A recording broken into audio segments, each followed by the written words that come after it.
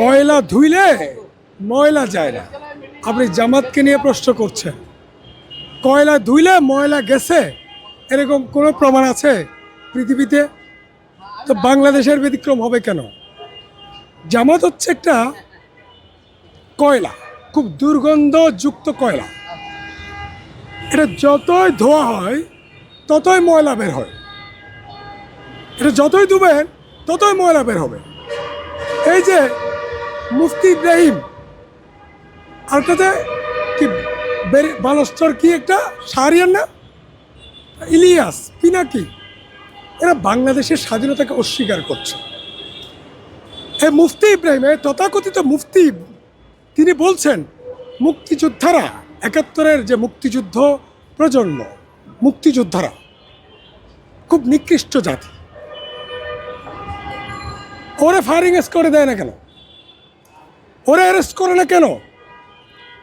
ওরা গ্রেপ্তার করে না কেন রাষ্ট্র?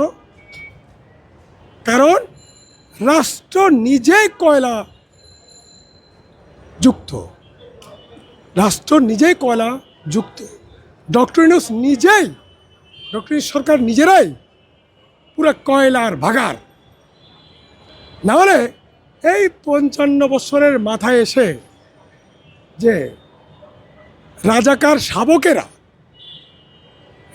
রাজাকার শাবকেরা যে বাংলাদেশকে নিয়ে খেলছে, বাংলাদেশের মুক্তিযুদ্ধকে অপমান অপদস্থ করছে, মুক্তিযুদ্ধকে অস্বীকার করছে, জাতির শ্রেষ্ঠ সন্তান মুক্তিযোদ্ধাদেরকে যেভাবে হেনস্থা করছে, এর পরিণাম তো খুব ভয়াবহ হবে। আপনি আওয়ামী যে ন্যারেটিভ, আওয়ামী যে মুক্তিযুদ্ধের ন্যারেটিভ, সেটা যদি বাদ দেয়, মুক্তিযুদ্ধ তো বড় অর্জন, মহান অর্জন। মুক্তিযুদ্ধে ৭.৫ কোটি বাঙালির অর্জন। এটা আওয়ামী লীগের শুধু অর্জন নয়, তো সকলের অর্জন ছিল, ৭.৫ কোটি মানুষের। তো ৭.৫ কোটি মানুষ মিলেই তো মুক্তিযুদ্ধকে ধারণ করেছে, মুক্তিযুদ্ধ করেছে, ঠিক আছে?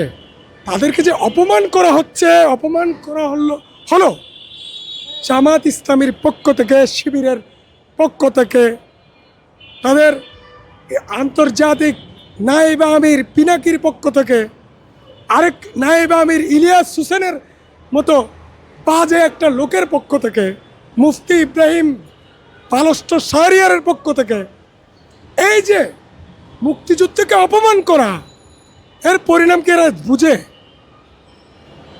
এর পরিণাম খুব ভয়াবহ, ভয়াবহ। আওয়ামী লীগ মুক্তিযুদ্ধকে ভুলভাবে উপস্থাপন করেছে, সেটা আওয়ামী লীগের দায়। কিন্তু মুক্তিযুদ্ধকে অপমান করা,